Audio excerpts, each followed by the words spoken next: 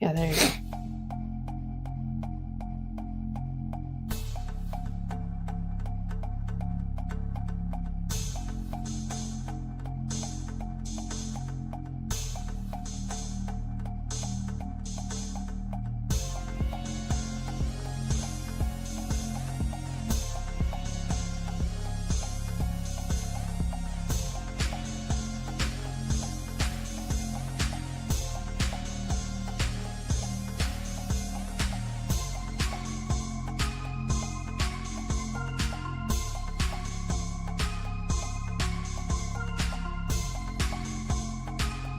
Seventeen.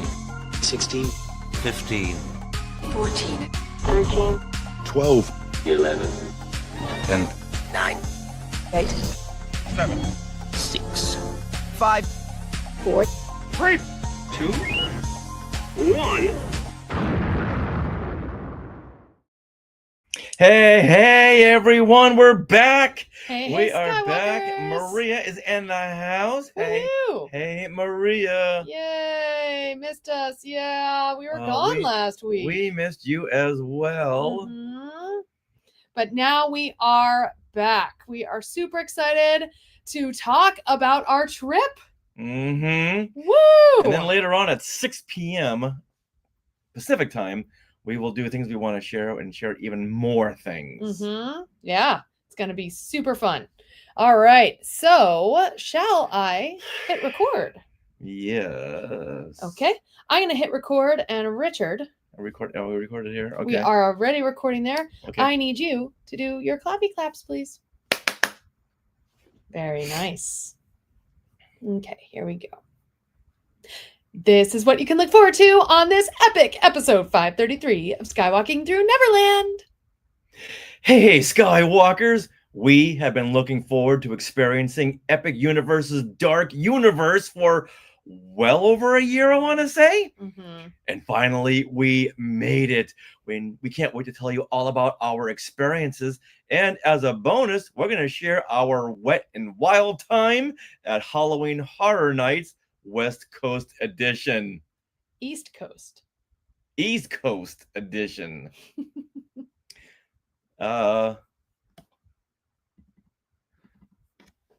Oops.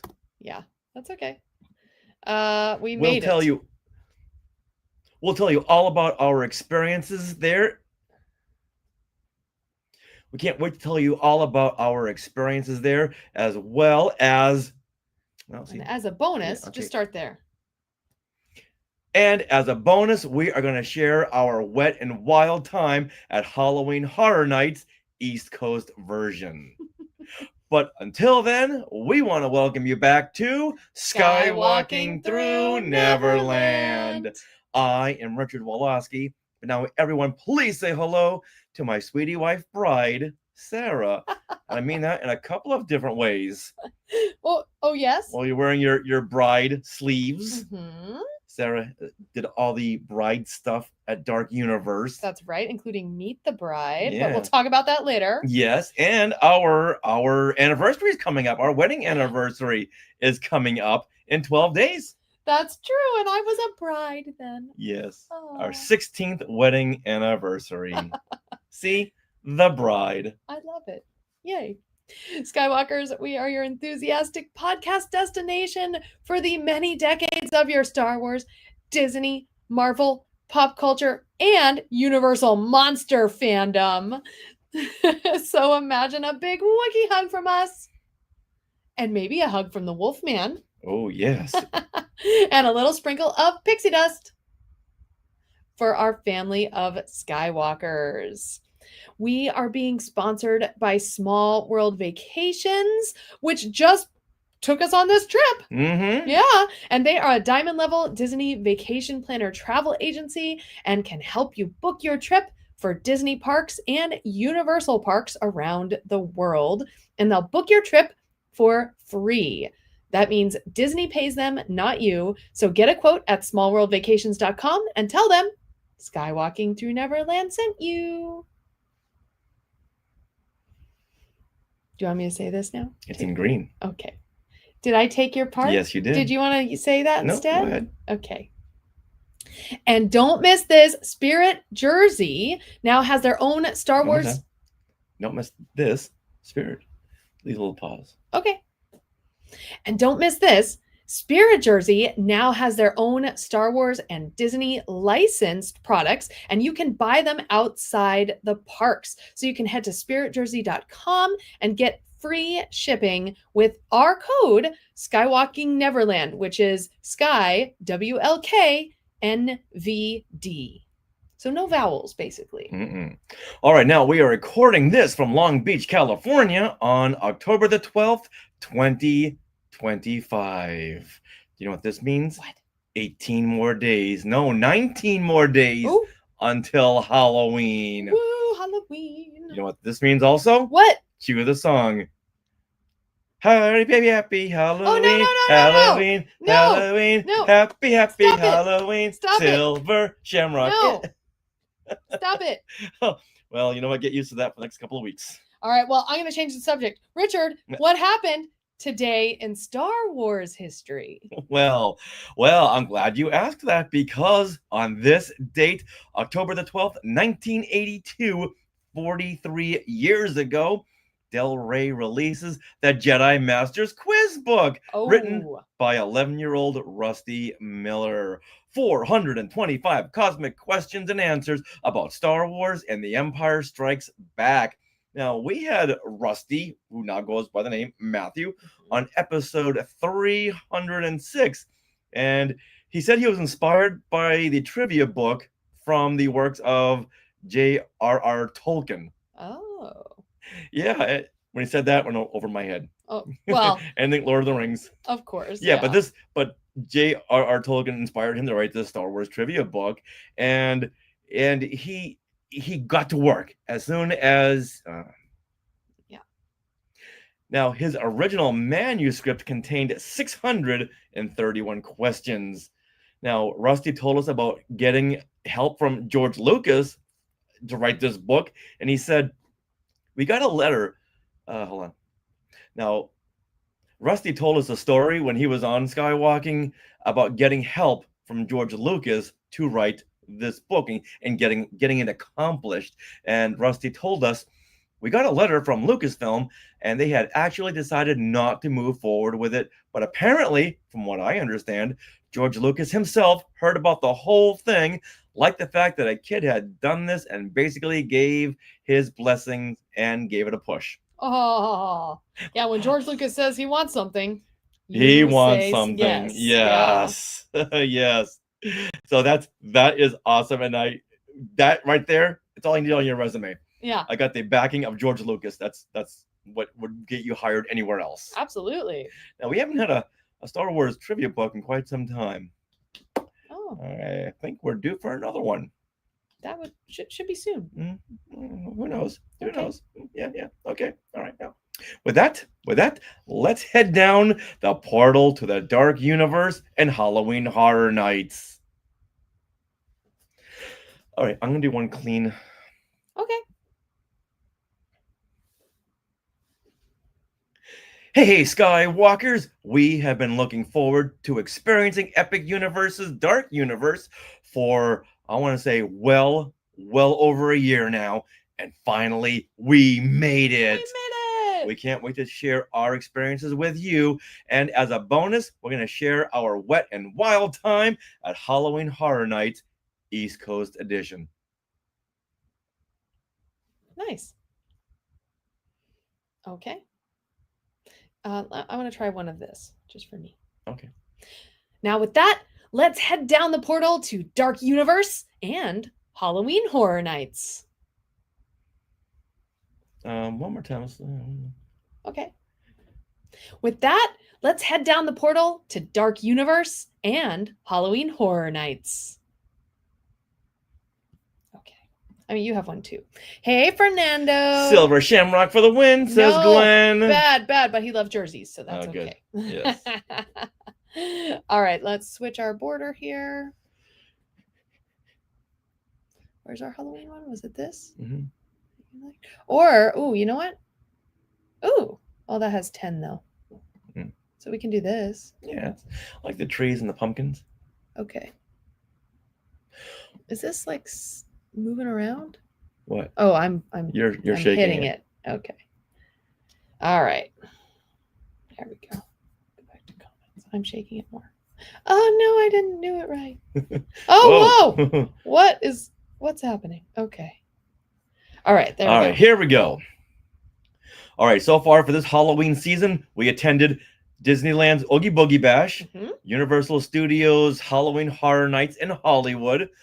But this past week, we were at Universal Studios Orlando, where we added Epic Universe's Dark Universe and Halloween Horror Nights to our Halloween experiences. Oh, it's so much fun. There are 4 other lands or portals at Epic Universe, but to keep our Halloween theme going on this season, we will focus on Dark Universe for this episode. Now, to hear more about our entire trip, please watch our live stream that is dated October 13th on our YouTube channel. All right, now before we go on, let's give a backstory to Dark Universe. This is one of the things I wish I had read before Yeah. we went in there. However, what I had to do is they don't have any kind of backstory listed anywhere, so I had to piece together like 4 or 5 different write-ups from different websites, and even the Universal Orlando's website didn't have something that to place you right in the timeline or to give you the backstory of this. Right. So, and what I think it is we learned this just at one day at Epic, but you go here and there, and all of a sudden you'll hear like a snippet of a story from a minstrel or a snippet of a story from that person who was manning the line for Frankenstein and the Bride. So we heard snippets of stories. So I think the story is out there, but it's not in one place, like you said. It's just these little snippets. Until now. Yeah. Did you gather it all? Yes, I did. I did. I want to hear all right, all check about this out. Now, this land is themed around the classic monsters featured in the Universal films from the 1920s through the 1950s, although their appearances are all updated from their original designs. Right. How do you feel about that? I mean, I think it's good. I mean, you almost have to. Yeah, I was gonna say you have to have like to, you yes. give these original looks to a costume designer who's in charge of creating the look, and they're gonna put their spin on it, their 21st century spin. Yeah, and a little bit. You have to always update things, and I get that. You know how I am about keeping the vintage, right? But I understand where they're going with this, but just leave the Gill Man alone. Yes, I agree that. Okay, but I'm just so like at Universal Studios here in Hollywood, we can meet the Bride and Frankenstein. And so if they looked exactly the same at Dark Universe, honestly, I think we'd be a little disappointed. So I feel like it's good that they look a little different, and it's like you're meeting different characters. Well, you are really meeting different characters, but you know what, I can go either way. But like you said, we have Frankenstein and the Bride here in Hollywood, so it's good that we can meet other characters. Yes. The updated characters. Now, the land is set in Darkmoor Village, and this is based on the unnamed village from the Frankenstein films. They never named where that village is where it is, what it is, the village in the Frankenstein films. Okay. All right, so the place and time is up in the air. However, we were told that the Bride there at Darkmoor Village is 150 years old. Yeah. Okay. Now, since the Bride of Frankenstein film takes place after the events of the Frankenstein film, which is 1931, that would place this time in the year 2081. But she's not the bride that was born in the Bride of Frankenstein, because that bride immediately dies. Spoiler. Right. Okay. Now we know that the Frankenstein that we met, that's a different iteration than the Frankenstein from the films, but we were never told that this bride was not the same one from the film, even though in these Universal horror movies, everyone dies and comes back for the sequel. That's true. But now that the girl who manned the line to meet the bride in Frankenstein, I want to say her name was Nellie.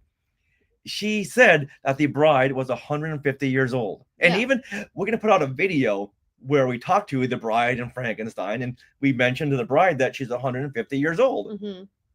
So gathering that. Okay, no, but now listen to this. So one of the main characters of this land of Darkmoor is Victoria Frankenstein, who is the great granddaughter of Henry Frankenstein, which is the mad scientist in the Frankenstein and Bride of Frankenstein films. So we're like way in the future. Asterisk. Okay. Victoria Frankenstein in this dark universe, she's a new character. Right. But what I'm saying is, did she create the bride who's 150 years old? Yeah, things are up in the air. See, we don't know that. Yeah. Okay, next time we go, we're gonna have to like ask this information. Right, because they didn't really nail all this stuff down. So yeah, you're right. Who she is the great granddaughter of Henry Frankenstein. Right. The mad scientist from the Frankenstein films. Right. Which would put that around our time, but then this Bride of Frankenstein then was already born way back in the 1800s at some point. But now how was she born? Now okay, let me throw another wrench in here. Now the Frankenstein and Bride of Frankenstein, they never had a time stamp to those films.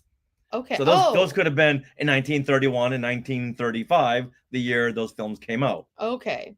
Or they could have been earlier. Yeah. That's who's to that's say? very true. So I was basing this on the fact that Frankenstein came out in 1931. So I was doing the math from there. Okay. I think I'm now more confused than I was to begin with. so was our commenters. Confusing, yes. Just when I thought I had all this nailed down, look what happens. That's okay. So the character of Victoria Frankenstein that we see in the Monsters Unchained attraction, yeah, you're right. She is the great granddaughter of Henry Frankenstein, the mad scientist from the films. Mm-hmm. And she once again is original to the Dark Universe, and I'm loving that. I'm loving the fact that they're creating new characters, right? Almost like what they did with Galaxy's Edge with Vi Marati. Oh yeah, totally. That's like exactly the same. Yeah, so yeah. I'm hoping that more new characters appear as time goes on. Now, what's really cool about Victoria Frankenstein is that she still lives in Darkmoor Castle, which is the family home of the Frankensteins. Yeah, that's Frankenstein Manor, and that's the weenie of the land. Oh yes. Yeah, that's like what? The weenie. It's a Disney term. Oh, like you walk in, the castle is your weenie. It's just the term they use. Is it me, or is this the first time anyone's hearing this term? It's the focal point. It's not the first time. The Disney holics use that word all the time. Yeah. Oh, okay. I'm just saying. It's weird, okay, but it's your focal point to the land. Okay. All right. So now we're off. Let's get to the beginning of our day at Epic Universe. So we had a plan. Mm-hmm. We had Glenn's in the Sky Chat says he never heard that. So if Glenn never heard it, then it ain't a thing. All right, so the beginning of the day. Okay, so first of all, let's preface this by saying that we stayed at the Grand Helios Hotel, which, if you look on a map, this hotel is butted up against the back of the Epic Universe Park. So, and at the back of the park is Dark Universe and the portal for Harry Potter. Yeah, we're sandwiched in between those magnificent lands. Yeah. And out of our window, we could see both lands. Oh my gosh, it was so cool. And so like we got there early in the morning because we get an hour early entry, and we were led down a path where we were basically, they could let us go into Dark Universe. We had already swiped our tickets. So all we had to do is they just opened the rope and we just went. Boom. Yeah. And so we had a plan. Mm-hmm. We had a plan that we were going to get in line for the Ministry of Magic ride, which has consistently seen lines of like up to 4 hours long. So we're like, okay, as soon as the gates open, we should head there. And you know what happens when you have plans? They change. They change immediately. So we like started 3 steps that way, and then we're like, but Dark Universe is calling us to the right. Yeah, and we just went. Literally 3 steps, and we just felt this tractor beam pulling us toward Dark Universe. And you know what? We weren't going to argue with that. And the first, as we're walking, my goodness, as we're walking through this portal, it reminded me of walking into Galaxy's Edge for the first time. Yes. This franchise, this story that we know so well. And now we're about to enter this brand new immersive experience. And we were among the first like 5 people to walk through the portal that morning. It was a little gusty and windy. Mhm. The clouds It was a were good cloud cover. Yeah, oh my gosh. Yeah. And it was so cool. And our plan then was to head to Monsters Unchained, which is at that Victoria Frankenstein castle. Or as you call it, the Weenie Castle. Yes, that one. By the way, Julie says that she wasn't familiar with the weenie term, but looked it up, and I am correct. Okay, but let's never use that term again. Okay. Fine.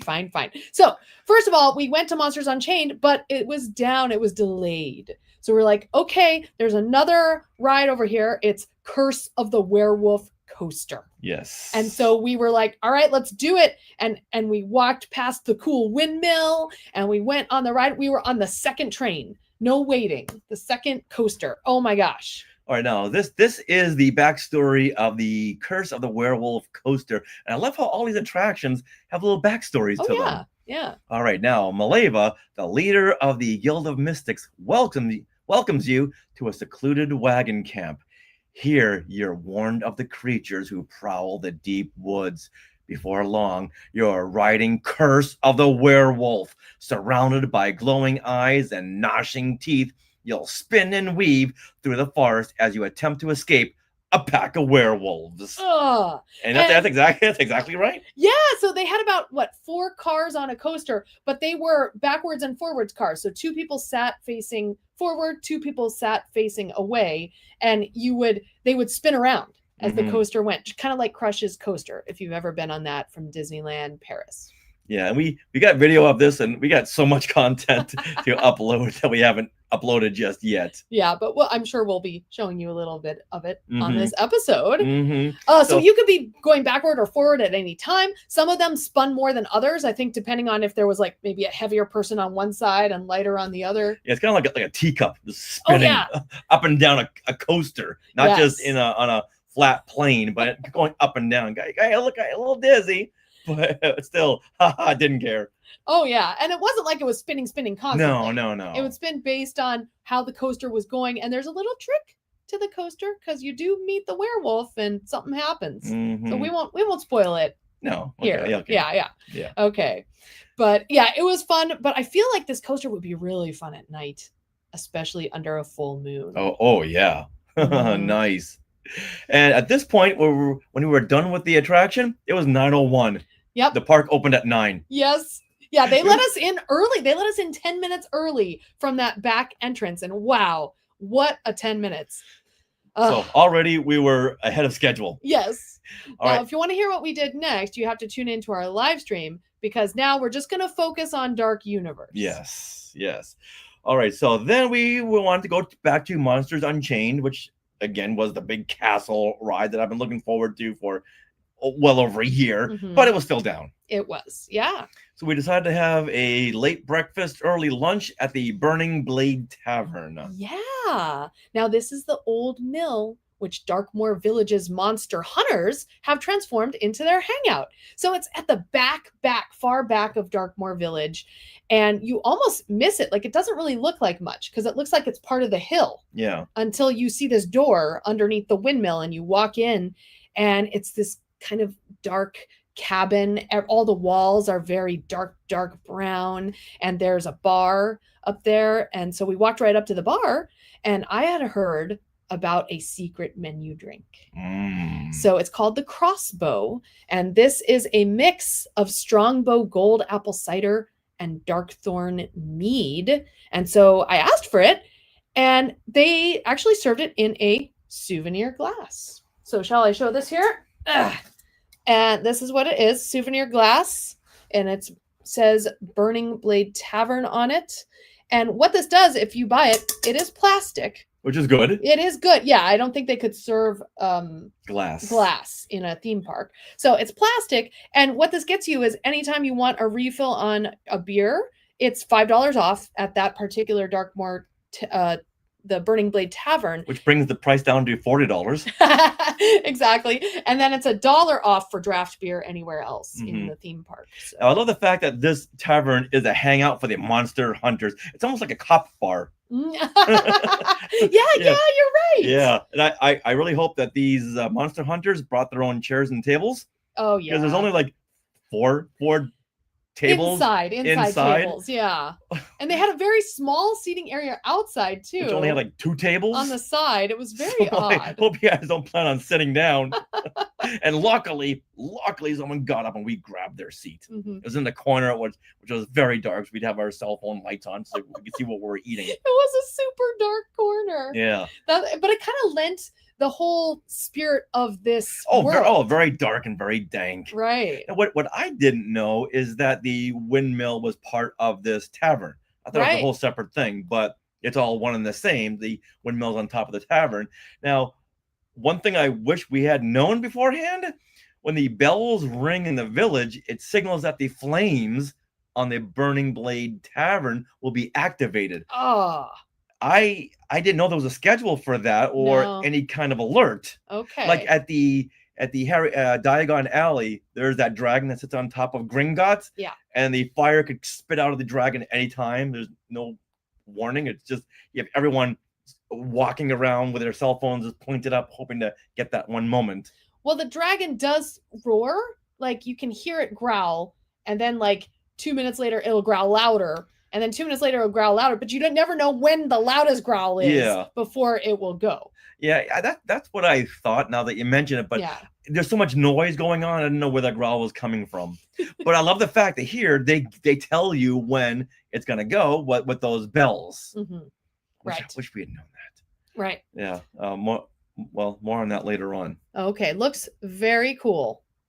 And Jeff is scared. Jeff Caffrey's scared. Okay. Well, so the Burning Blade Tavern, you can mobile order and pick up food off the side, or you can go inside, and you have to mobile order your food everywhere. That's just how it is. So you got to have pretty much a smartphone. Otherwise, you're not getting food. Mm-hmm. And they have some burgers. They have some really fun appetizer-y things like burning cheese and things. But my favorite thing was the Hunter's garlic steak. Oh, that was good. And this is a garlic butter pretzel with garlic dipping sauce, but it is shaped like a steak. So like if this place is for monster hunters, you get your steak and you're gonna kill that Dracula, right? Yeah, Dracula's like, oh, what did I do to you guys? Come on, a garlic steak?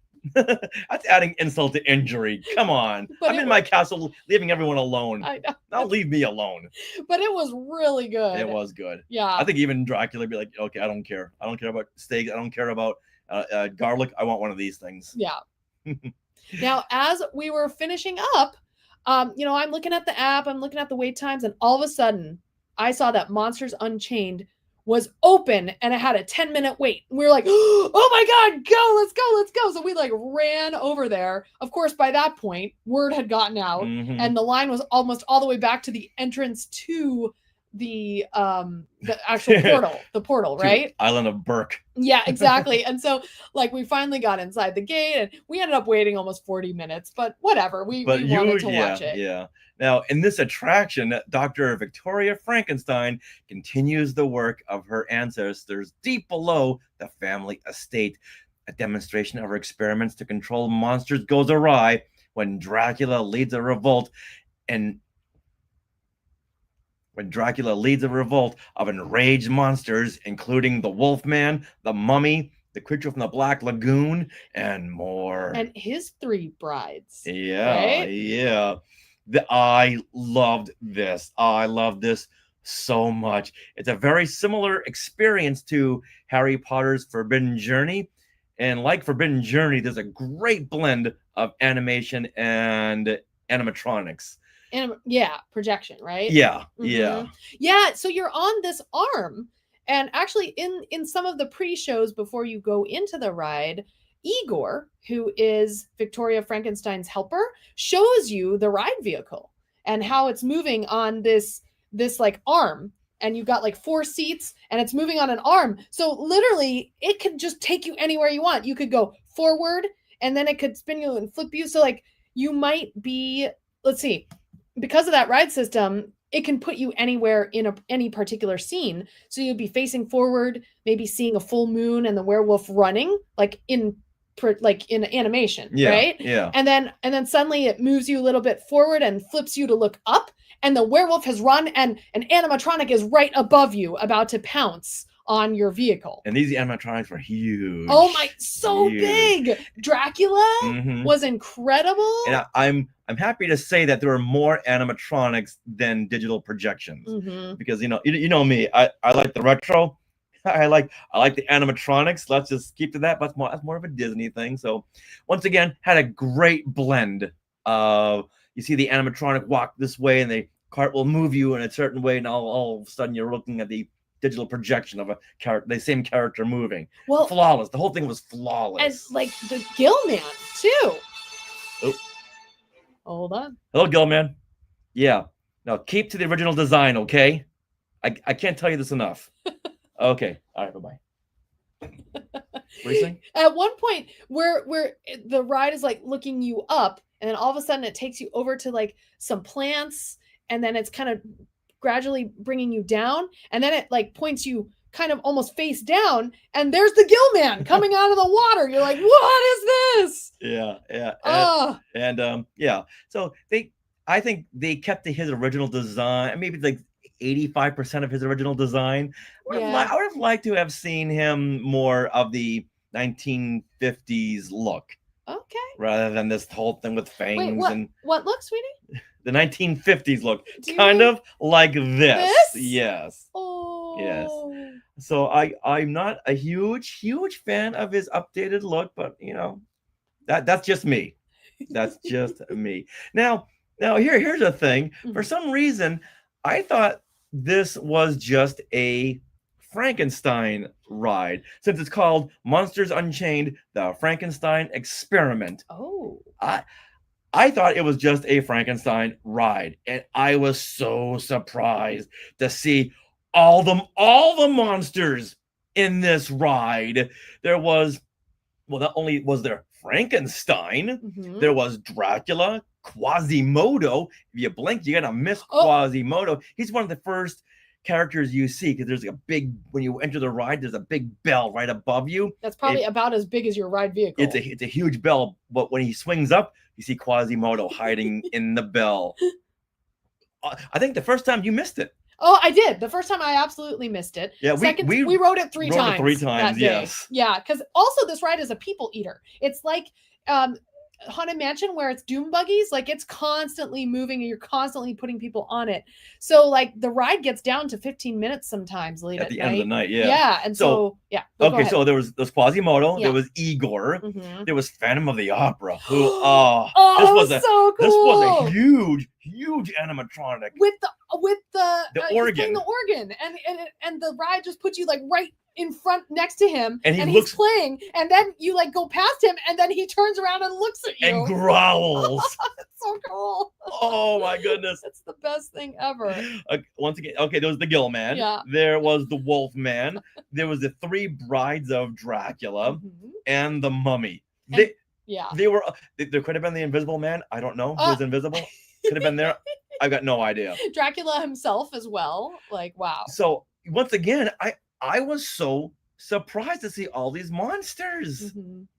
And now once again, the whole thing is about Victoria Frankenstein and her experiments, and they don't really tell you what that experiment is. They just gotta kind of run with it, and it's Yeah. her wanting to control all of the monsters. But they Right. never tell you what the actual experiment is. But I think that's more Well, superfluous. It's in the pre-show, but you're so looking like all of a sudden Victoria Frankenstein is talking to you, the animatronic, and all of a sudden she reveals Frankenstein, and you're just like so mesmerized by his animatronic that you're not really listening to what she's saying. As far as I can tell, it's this experiment. Like, she's controlled all these other monsters, but her main goal is to now control Dracula, and through controlling him, she feels like she can control everything, or like that's her Yes, main so goal. I just wish they had told you what the experiment consists of. One small detail. Yeah. Small- Oh, I see. Yeah. Got it. Now, I can't say enough that this whole Frankenstein manor just sits right in the middle of Dark Universe. So when you walk in, it's like seeing the Princess Castle, and it puts you right into the whole classic monsters universe. There's smoke, there's fog that fills different areas, and there's the old wooden coffins in the graveyards. There's a big well right in the middle. Yeah, and every so often it'll smoke. Yeah, right in the And- middle of the and universe of the street.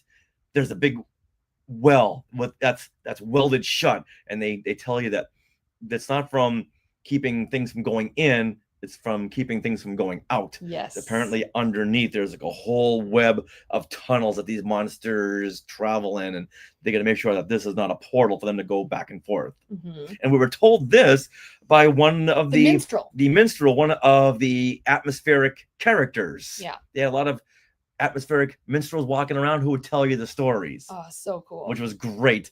And we also saw the Invisible Man. Yes. We know this because he was all wrapped up. Hmm. And honestly, I was never a big Invisible Man fan because how is he a monster? He's a scientist, a mad scientist. I kept calling him Mr. Invisibility, and he didn't like that. That's not my name. Like, I don't know what your name is. Let's get a selfie and move on. But we did not see Igor, who We was did walking not. around. We not see that. But who did we see? Oh, and before we move on to there, Yeah. is there anything else you want to say about Monsters Unchained? Well, yes. So I do want to say that the castle at night is really, really cool. And this is part of the atmosphere too. So this will be our transition. Because the electric lines that run throughout the castle that you see as you wait in line, and then like finally in the loading room, you are like at the top of the castle, and there's all these electric lines that are, like crackling in blue light Yeah. leading up to the very top of this room. Well, when you go outside of the room, and especially at night, the very top of the castle has the electric lines going outside the castle, and every like 15 minutes or so, like it'll spark, it'll blow, and a big electric sound would sound, and yeah, it's really neat. So it's like the ride is happening, but you're outside, so the ride is happening, and it's just like doing her experiments. Now, I wish we could roll in some of our own video footage of the ride, but they are very militant about not recording in any of these rides. And Mhm. I'm sure on YouTube there's a ton of footage, but they are so adamant about not recording, which is good. 'Cause then you don't have some butthead with his camera right blocking your view. Exactly. And they'll give you lockers too. Almost every ride, Oh, you gotta put your yes. stuff in a locker because some of those rides are very twisty and turny and very wild. And they don't want your phone like slipping out of your pocket Yeah, and yeah, or hitting something. anything else. Exactly. Having your mouse ears fall off either. Exactly. So I would equate this with Rise of the Resistance, Oh, Monsters Unchained Yes. ride. Absolutely. Yeah. And I think there's like 2 pre-shows kind of like that. Mhm, And yeah, it's really wow. It just blew us away, and we were so happy to ride it again and again when the line we were actually in line for another ride that was not moving, and we're like, Monsters Unchained is 10 minutes. You want to go? Let's go. Let's go. I think we're over there at the Island of Burke, which is the How to Train Your Dragon Yeah, land. It's yeah. like, yeah, okay, let's go. Uh-huh. Okay, Jeff says in the Sky Chat, Rise of the Monsters Unchained. Yep. That's a ride I want to see. And then yes, Julie is confirming that people lose their phones and it closes down the attraction. I believe it. Yeah. Lose their phones, lose their backpacks. And now these lockers are so updated that you don't even need a key card. You don't need a thumbprint. You don't need a little a code. You just need your face. It literally takes a picture of your face and then opens a locker for you. So don't lose your face, Yeah. or you'll never get your belongings back. Don't let Victoria Frankenstein experiment too much Mm-mm. on your face. Yeah, so they take a scan of your face and they go, okay, there's your locker. Oh wow. So updated. Uh-huh.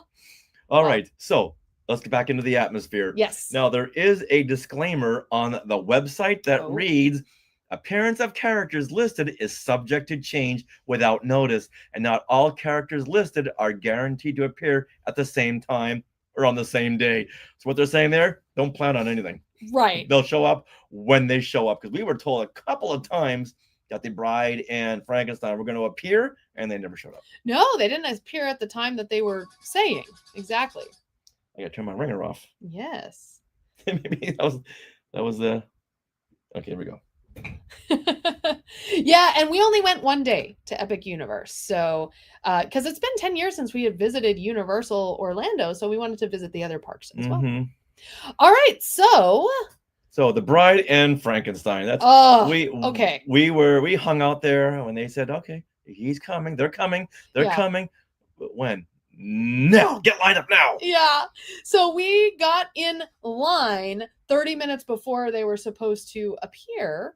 And the woman who managed us, Nellie, we were talking with her for a while and some other people who were waiting around. It was a really nice chat, actually, Yeah. just to kind of sit there. I think her name was Nellie. Okay. But she was very, very insightful and gave Yes. us a lot of insight into the Bride and Frankenstein's likes and dislikes, things they could to bring up in conversation. Right. Yeah. In fact, Frankenstein's very young. He's like only 3 years old, so you can teach him things. Mm-hmm. Yeah. Mm-hmm. Things. And so, yeah. And so we waited in line, and we were the first in line. So when they appeared, Richard, you got some great video of them coming out the door, and you meet in this area that's thankfully enclosed. So like if it's raining, they can still meet. And it's very dark, like everything in Darkmoor. And we got a good 5 minutes. I think your video is actually only 4 minutes something, but it felt like a good long time that we were chatting with the bride and Frankenstein. So what did you think, Richard?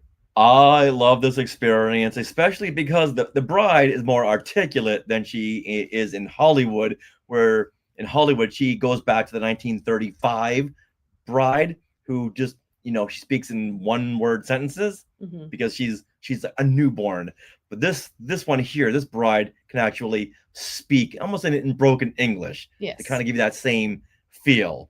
And the Frankenstein, look, what ours is a mask, but theirs is this prosthetic look of Frankenstein. And wow. And I'm looking at him because having done feature special effects, I'm looking for like the seam lines on the face, but a brilliant seamless job.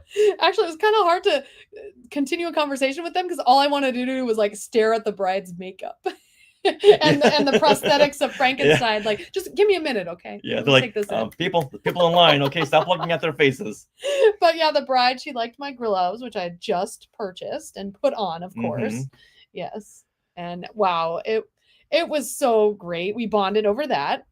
And yeah. And you asked Frankenstein to dance. Yes. Well, thanks to Nellie who gave us the tip, like, oh, you can teach him. I'm like, okay, I'll dance with Frankenstein. So yeah. Jeff Caffrey says in the Sky Chat, is there a point where Nellie had to give you too much information? You had to say, whoa, Nellie. Whoa, Nellie. No, actually, she was great. Yeah. Well, I think because she knew that we've been waiting there for so long, she just wanted to keep us entertained. Yeah. So that was definitely a highlight. Another highlight of the day was merchandise. Yes, there was so much merchandise in Epic Universe. You have, you have Toothless things. You have all the Super Nintendo things. You have everything. But really, we focused on, of course, our Dark Universe monsters things. Including the Gillman. Yes. And Gillman had to have a friend. Oh, yes. Gillman had to have a friend. And they have this really cute line. We didn't get them all because, we need to pace ourselves. But look, they had a little wolf man.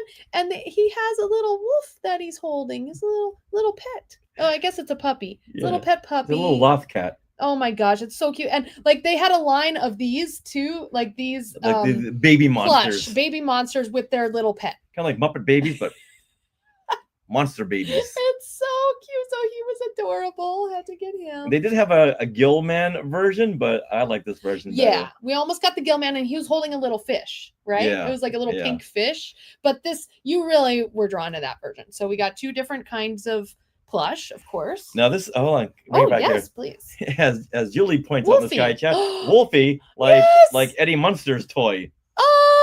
He is now Wolfie. This is Wolfie. Because Okay. also that's named after Wolfgang Amadeus Mozart, so I like it. Wolfie and Lothcat. Yes.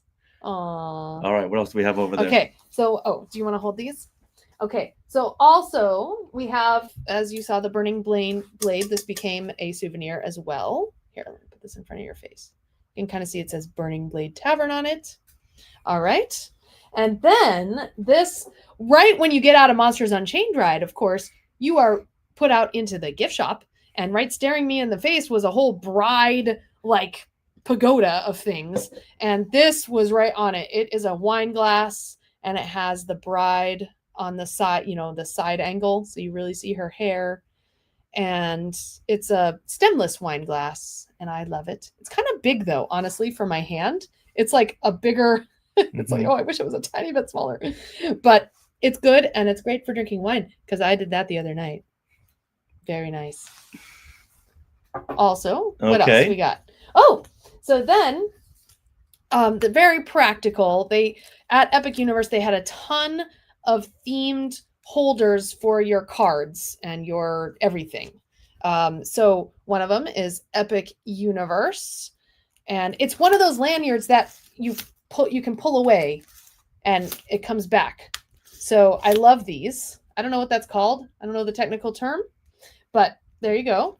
And then Retractable cord. yeah, so then they had a Dark Universe specific one, and they had all different ones based on each portal. But look at this. It's like the comic. Look at that right there. It's the Gill Man and the Bride. And the Bride in a comic book like cover almost. And then on the attachment that you attach to your belt or hook is the Gill Man and the Bride. Yeah, now we keep on mentioning the Gill Man because next week we're going to do a retrospective on the Creature from the Black Lagoon series. There were 3 films in the series. We're going to do a retrospective like the way we did Frankenstein last year. Yeah. Julie is saying that this is called a key back. Okay. Thank you. That makes sense. Yeah. So, all in all, this. Oh, and your shirt. Oh, and the Wolfman shirt. They had a Dracula shirt. They had a Bride shirt. They had so much more Bride stuff. I could have bought all of it, but we didn't. We had a budget. So Dark Universe is only second to Galaxy's Edge. Yeah, I would say so. But that says a lot. That says a lot. And I really wish we could just wander in there right now, like we'll be do back for Galaxy's Edge. We'll be back. Yes. Hopefully by then they'll have some additions, like some new characters. Ooh, yeah. Hopefully by then they'll allow park hopping between all 3 parks. Right. Because they weren't allowing that. Because it would be wonderful to start the day over in, say, Islands of Adventure, and that closes at 7 or 6. And then this park, Epic Universe stays open till 10 p.m. every night, at least right now. And so you can park hop over and just spend the night in Dark Universe. We just watch the castle from outside the wall. It's like we can see it on the other side of the wall. It's like, oh, they're not letting us in. The last 3 days of our trip, we couldn't go back to Epic. We're like staying right there. Top spire. I just want to spire of the castle and see it light up, and we're like our faces up against the chain link fence. Yeah. Like, oh, someday. Yeah, from the front of the Helios Hotel where you take your bus and things, you can see the Frankenstein castle right there. Oh, yeah. And James, if you're listening, I think your wife wants to go to Epic Universe. Stat. It's absolutely recommended. Like, holy cow. Yeah. All right. Now, with that, yes, let's get into part 2 of our Halloween celebration with Halloween Horror Nights at Universal Studios Orlando. Do you have your rain poncho ready? Oh. Yeah, we're going to put on our rain ponchos for this. You ready? Okay. There we go. These were a necessity. There you go. This is how we look like Oompa Loompas the whole night. I'm ready.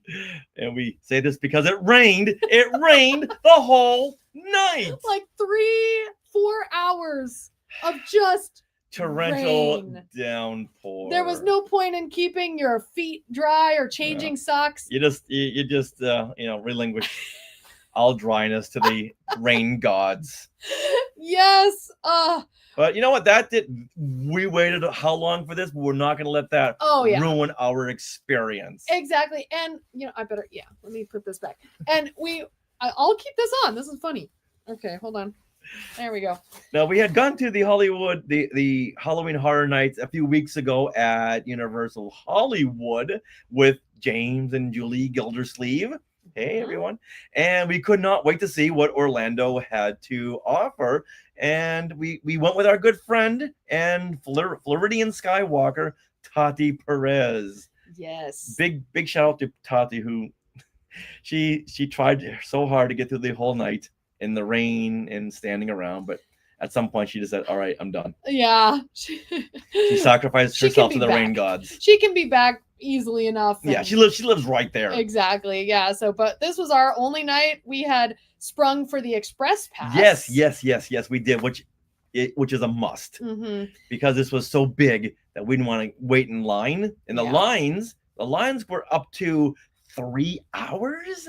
It was insane. Yeah. Not for us. No, not for us. Anywhere from like 50 minutes to 3 hours through the bulk of the night. Now, the last hour, you can, if you're willing to wait that long till 2 a.m., the last hour, the lines go down because all the people with express passes have pretty much done everything.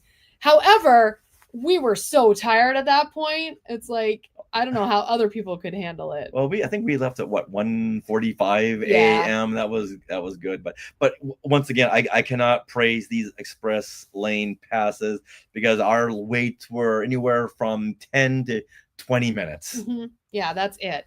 And some was a walk on, that very first one. Yeah, so it was great. And so Universal Orlando now, they do not have the Terror Tram like our Universal Hollywood. However, they have 2 more mazes or haunted houses for a total of 10. All right, stop right there. Yes. Now we call them mazes over here. Yes, we do. Over there, they call them haunted houses. Even on the app, they call them haunted houses. Okay. So it was fun. We were talking to someone. We were like, "Oh, did you go to that maze?" And they were like, "What? What maze? What are you talking about?" I'm a stickler when it comes to details because these were not haunted houses. The houses were not haunted.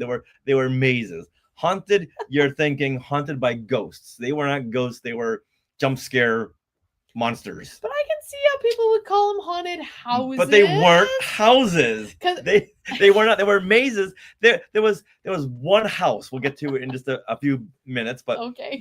Other than that, they were not houses. A haunted house is a haunted house. It's right there in the title. Right, it's a house that is haunted. So you don't expect to hold on. You don't expect to walk through a haunted house? You can walk through a haunted house. Okay. But these were mazes. Okay. I know right now the word haunted is just any kind of definition thrown out the window. But haunted, it's like ghosts. Ghosts are haunting a house. Okay. I guess if you want to really spread it thin, you can say, yeah, anything that scares you in these houses can be a haunt. Right.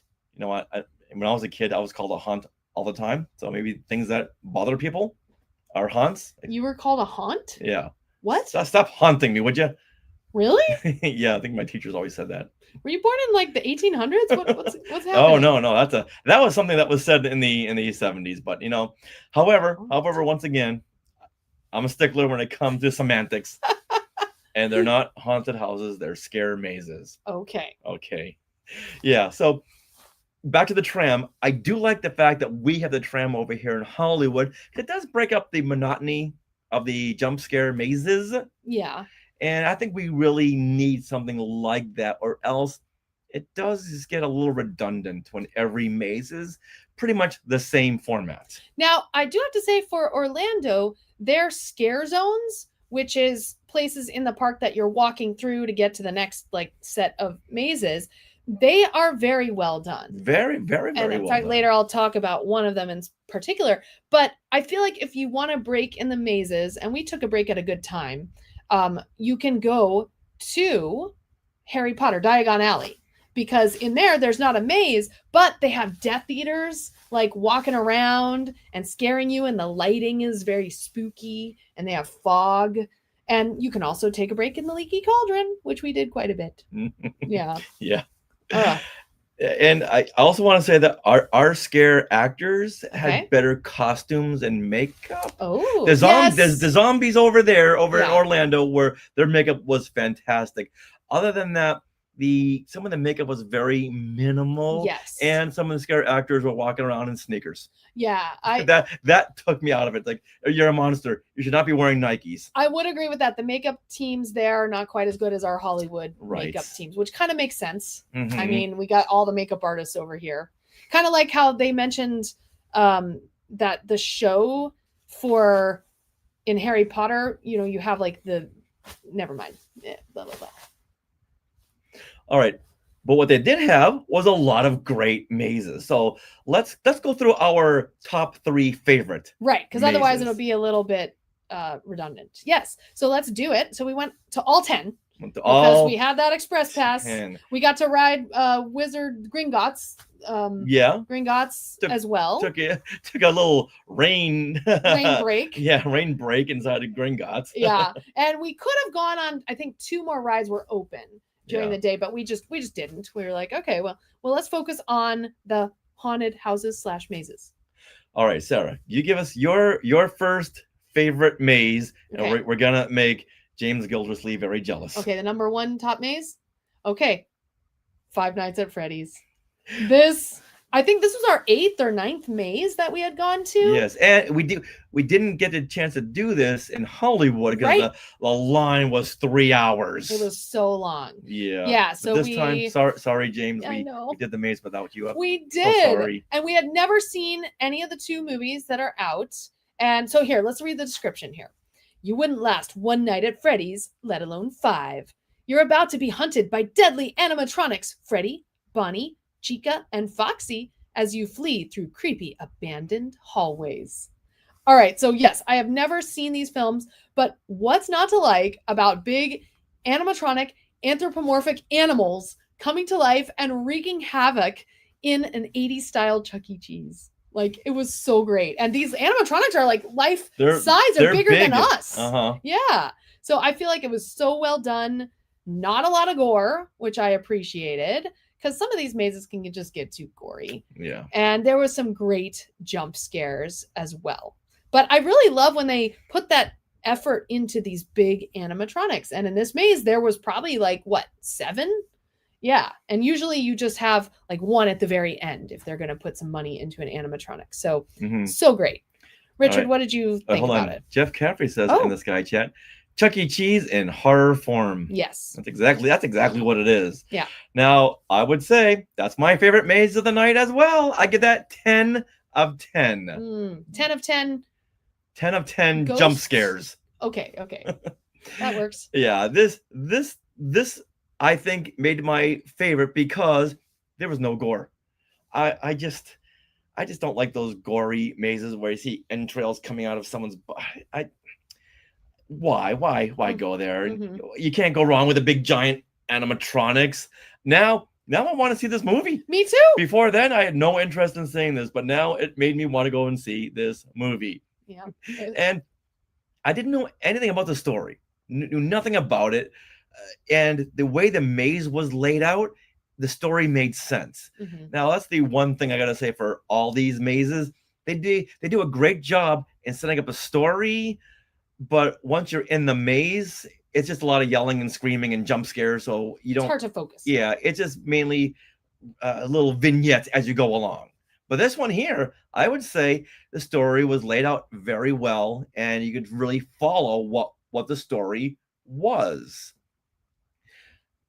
I don't know if it's just me, but I think that they put a lot of effort into this. And when we go to Midsummer Scream, they always come out and preview the big giant monster mazes of Halloween. They go through these big stories. But when you get in there, it's like I didn't see any of that. No, I'm sorry. Yeah. All right, hold on. I'm gonna take this off because it's making noise when I push my hair, and I need a little a 2-minute break. Oh no! Here, play with Gilman. Give me a second. Okay. So okay. Well, we're taking a break here. So Julie, I know that you guys really like Five Nights at Freddy's, so we'll have to do a movie night. Now, did the sequel already come out, or is that coming out? You know what? Let me look it up. When is Five Nights at Freddy 2 coming out? Oh. 2014? What? All right. Hold on. When is Five Nights at Freddy's 2, the movie, coming out?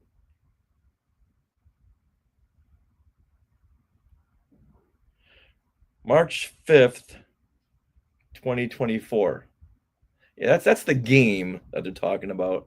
Now, at the end of the maze, it did say part 2 is coming out in December, but Oh. I thought we already had the part 2. I don't know. I'm thinking. Yeah. I don't know. That's the game. Okay. Oh, the game? Five Nights at Freddy 2, the movie release date. Things are all over the board here. Now I'm getting 2023. What? I don't know. That's probably the original. I said part 2. Oh, okay. Either way. Okay. All right, Sarah, what is your second favorite maze? Okay, I'm going to go with Gulkin, Monsters of the North. Now, this is a maze that was not here in Hollywood. And here is the description. In a remote northern village, a wicked being rises from the dead, bringing a horde of monsters and demons from the fjords to wreak havoc on the townspeople. Try to escape the belly of the beast. So yeah, I love this maze used Scandinavian lore to come up with these monsters, and it's set in Scandinavia. So the minute you walk in, there's lush foliage, but there's a stark contrast to the snow, and there's a pine smell throughout. And then you see these creatures or people with like wearing antlers, and it was so neat. And I would have liked to see this one a second time, but I feel like we were just too beat by the end of the night to walk all the way back, because this maze was set behind the studios, and so you had to walk about 5 minutes to get to the area. And when you've walked 30,000 steps in one day, you're done. Yeah. Yeah. Sorry, Gulkins.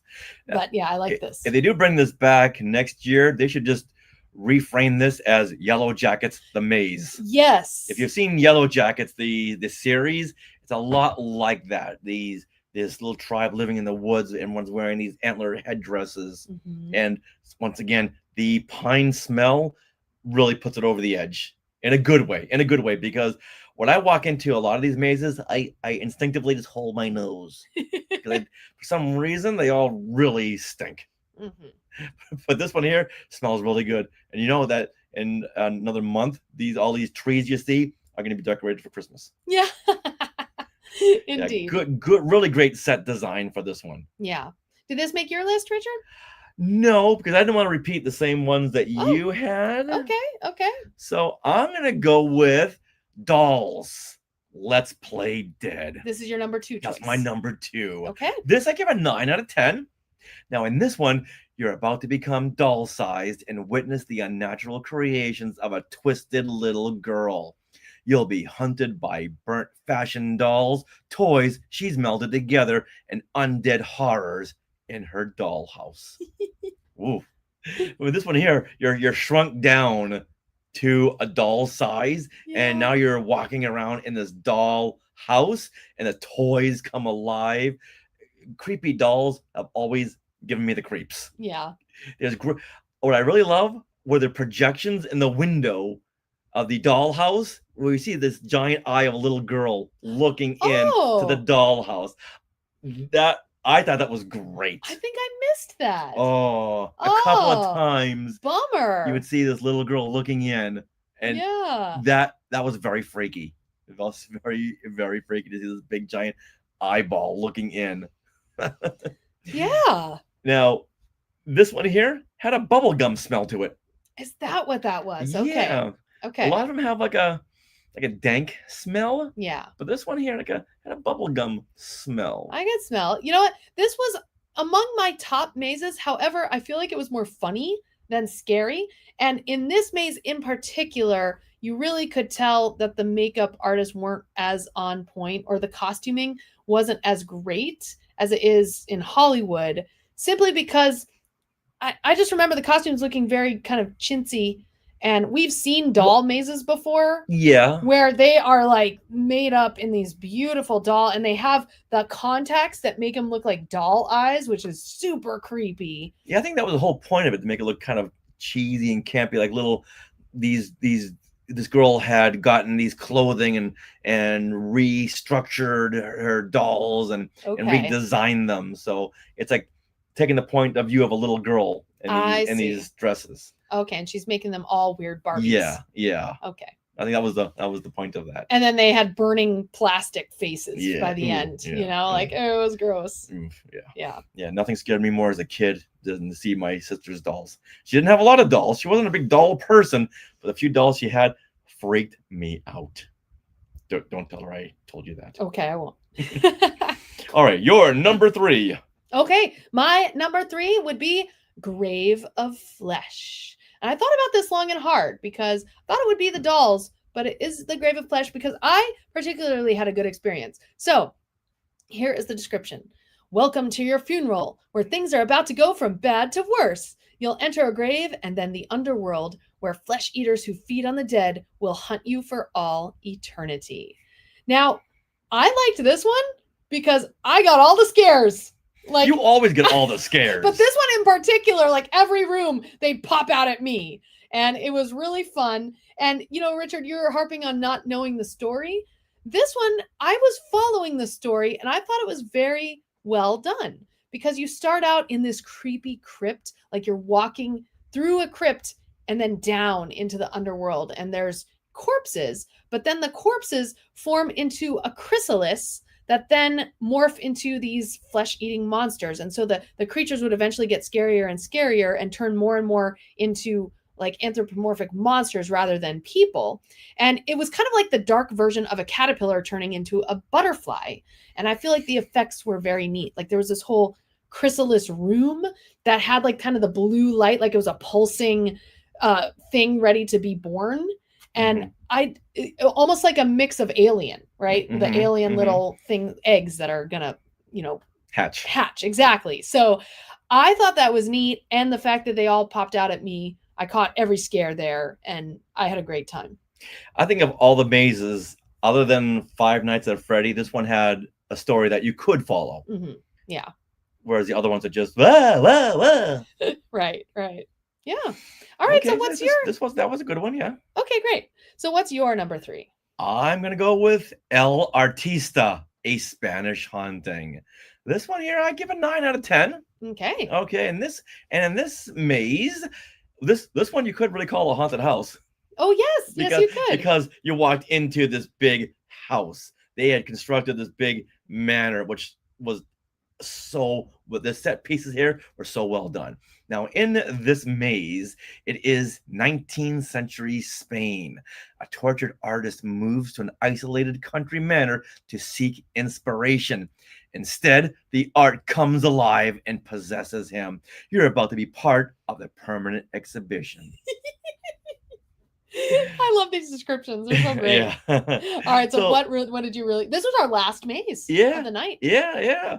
The story is about the painter who goes mad and scary stuff happens, and the sets once again were for I think this one had the best exterior. Yeah. Because all the other ones you walked into a tent, a big white tent. This one here had a great house replication, and I would have given this a 10 out of 10 if like the paintings came alive. Oh, like in Harry Potter? Like in Harry Potter, Yeah. right. Instead, it was just, more jump scares, but the whole execution was very good. Yes. But while I'm going through, it's like, oh, one of these paintings, when are they going to come alive? I'd walk by, I'm like, okay, I know something's going to jump out at me. I know something's going to jump, but it never did. And I would have loved to have seen that. Yeah, but once again, the set design on the that set one design was was a 10 out of 10, and the story a 10 out of 10. Just the execution just gets one jump scare from a 10 to a 9 because the paintings didn't come alive. It's like Universal, you have the technology right there. Go over to Wizarding World, see what they did about their paintings, Yeah, exactly. and do the same thing. Yeah. Yeah, that was a fun maze, except it was the 10th one. So at that point, I was a little bit of sensory overload. Yeah. And I don't remember much about that one. And I wish I did. So yeah. Yeah. And I think a lot of it just kind of blends in because it's all the same jump scare, maze, house, jump scare. Yeah. Which is why I like the terror tram, because it breaks all that up. I can see that. All right. So Richard, I have a runner up for something, but you have a runner-up for the worst maze. Yes. Why don't we start with that? All right, gotta save some time for a special mention for the worst maze. And this goes to Terrifier. I would absolutely concur. Yes. All right, why was it your worst maze? I would give this a 0 out of 10. Not sure what the appeal of this whole character is. I just don't get it. And this line was consistently one of the longest of the night. That and Five Nights at Freddy's. Yeah, this and over in Hollywood, Yes. 3-hour waits. Same. You know what? I'm gonna bump up the 0 to a 1. Okay. Because they did have some great lighting effects and a great jump scare effect where you see Art the clown, but you're looking at a mirror, so you think he's right in front of you, but he's right beside you. Right. That was a good one there. Yeah. But there was a lot of gore and Yeah. blood mess, and I held my nose, but I know everyone says that it smells bathroom. like a bathroom in the worst ways. Well, there is a bathroom room where it's just gross, and Mhm. I just walked through as fast as I could. I was like, okay. Yeah. And then at one point in this maze, you can choose the wet route or the dry route. At that point, it really didn't matter because Nope. we were already were very wet. Drenched. But I didn't want to be drenched in red wet. So I decided to choose the dry Mhm. maze. And luckily I had heard about this, that there was a dry and a wet path, because everyone was going on the wet path. And I'm like, nope, I veered off course. Mhm. So And I don't think we would have even done this, but Tati yeah. really wanted to do it. Yeah, I was going to be our last maze because we didn't care about it. But yeah, before she left for the night, it was like we had to go do that one because her son really wanted her to do it. And I think this was the longest line we'd waited in. It was Yes, it something like was. 45 minutes.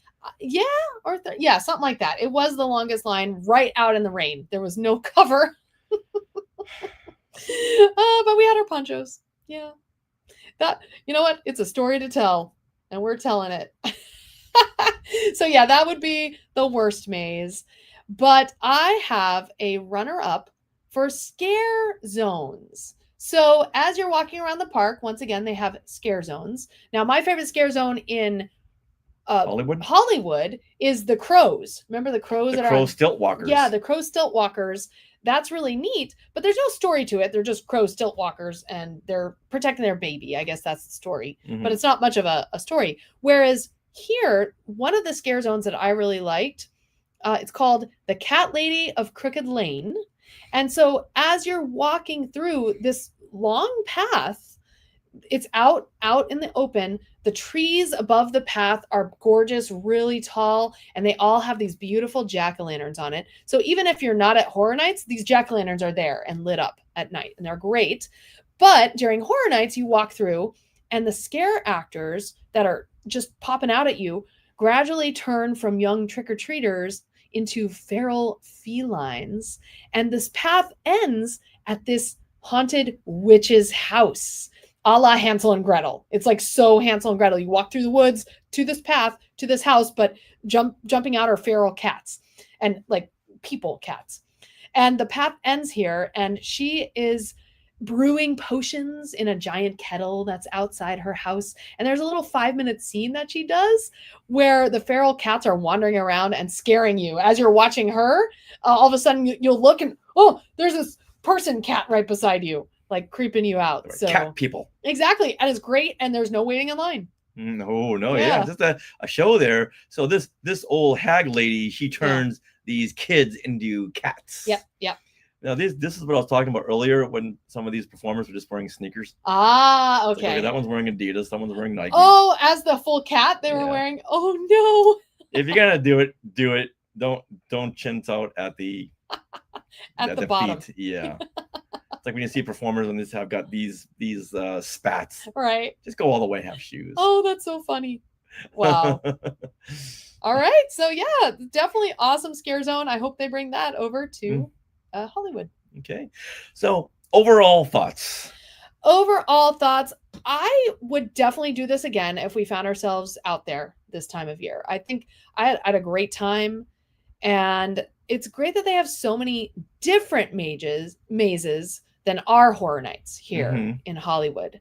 So I like that. And also the same ones are slightly different simply based on the physicality of the space that they're in. Like, I feel like, not Five Nights at Freddy's, but hold on.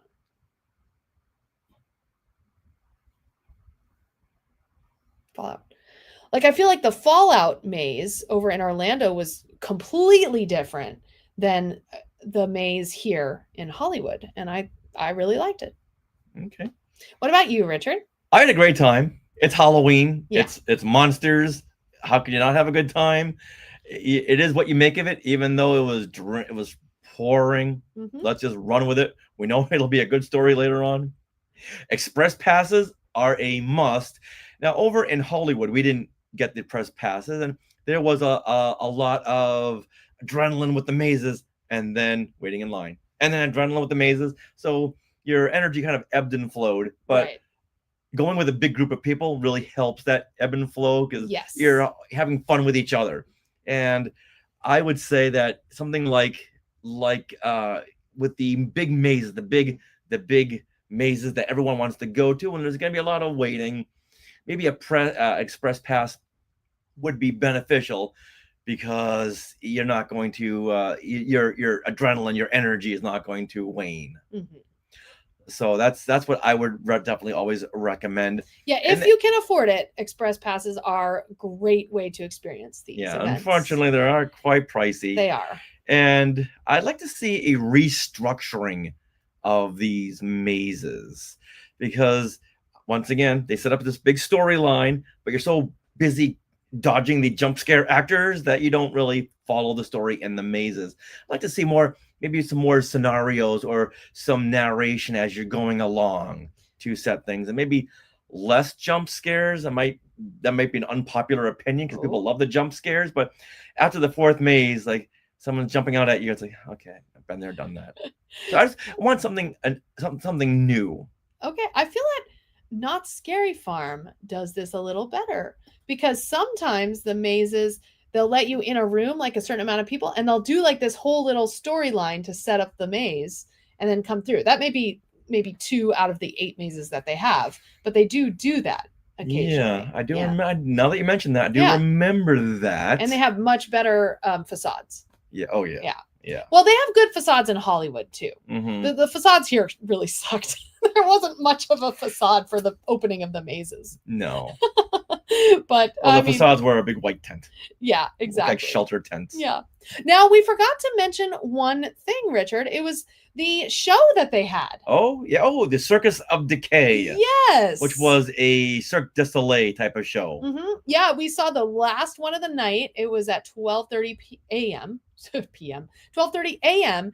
And it was kind of a burlesque aerialist and contortion and fire show. So you had all these performers that one was a contortionist. They had several aerialists. And that was really neat when like 2 women would go up, or a woman and a man, or sometimes 2 men and 2 women would go up in the air and like do all these acrobatics. It was fantastic. And you're off your feet in this big amphitheater. It was an R-rated show too. It was R-rated, yes. And it was very, very lovely. It was about 30 minutes, I believe, right? Mm-hmm. It was a great way to break up the night. And except we did it at the end, but it worked out. It was great.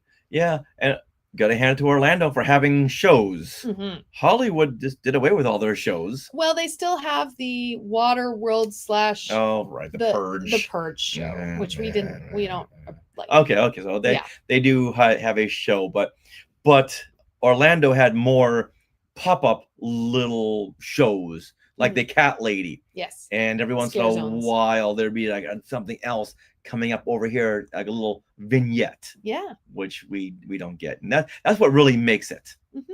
I agree. Yeah, so overall, just wow, what a great night. Yes. Happy Halloween, everybody. How many more days? Happy Halloween, No! Halloween. We need a Halloween 3 maze. Happy. And the whole maze, that's all you hear. Oh my goodness. Oh, why are they not on this? No. They've had a Michael Myers maze. Why not have a Halloween 3 maze? Bad. And wouldn't it be awesome if you got if the whole thing had to shut down and you got stuck in there and all you heard was happy Halloween, silver shamrock. Happy Halloween, everybody. Here, play with your toy. Okay. Happy Halloween. Halloween. Halloween. Okay. All right. So this has all been kind of faster. Okay.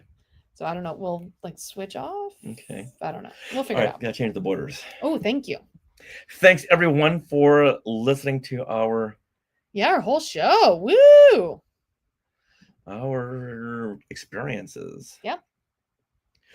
Well, that's a wrap for episode 533 of Skywalking Through Neverland. Big thank you to Small World Vacations for setting up our Halloween getaway. Yeah. And thanks to all the Skywalkers who we got to see and meet and even stay with. Yay. Now be sure to subscribe on YouTube. And follow us on socials at Skywalking Pod. And join us weekly for our live streams. Now, join us weekly every Monday at 6 p.m. Pacific time for Things We Want to Share. And tonight, we're going to share the rest of our Epic Universe Universal Studios theme park adventures. It's going to be awesome. Now, you can grab autographed copies of Today in Star Wars History, Parts 1 and 2, and Skywalking Through My Fandom at skywalkingthroughneverland.com/book. Want to support the show? Well, join the Skywalking Force, which is our Patreon, for early access to bonus episodes, including the John Williams Hollywood Bowl concert. We're just a few away from 50. Just a few. So thank you to everyone who's already on board with our Skywalking Force. Thank you. Now, huge thanks to our sponsor, Small World Vacations. Their Disney and Universal trip planning service is free of charge. So make sure to visit smallworldvacations.com and tell them Skywalking Through Neverland sent you. And don't miss... So weird. Okay. Now, Spirit Jersey is also another sponsor, and they have their own Star Wars and Disney licensed clothing that you can buy outside the theme parks. They just released their Villains collection today. I got that notification in our inbox, so you can head to spiritjersey.com and get free shipping with code SKYWalkNeverland, which is Sky WLKNVD, and this code is in our show notes. Now, we are part of the Skywalking Network. Skynet. Home to more great shows like Talking Apes, which we just released the Talking Apes Halloween special today. And there's a special... Richard has been working on this all the plane flights.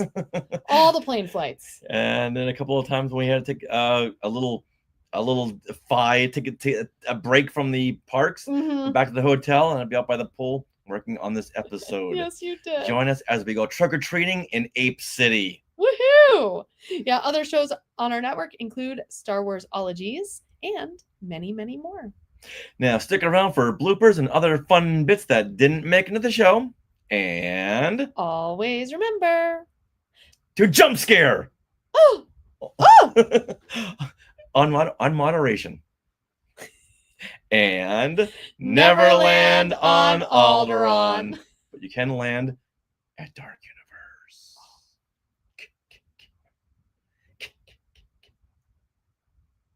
There you go. You never mentioned Jason Universe. I was going to, but I thought we did that last time. So. Oh, okay. All right. I was trying to mix it up. What's this now? This is, okay, now we have to record this maybe as a separate thing. This is going to be our little outro unless we want to add other people's names. Okay, should we just, wait, you going to stop it? I am going to stop it because we should put it on its own track and save it in a different location. So yes. Okay. So I'm going to stop it. Now I'm going to hit record again. Okay, this is going to be our outro 2025. This site is not affiliated in any way with Lucasfilm Limited, LLC, the Walt Disney Company, or any of their affiliates or subsidiaries. That's really hard to say. That's what we say for fangirls, and yeah. Okay. All righty there.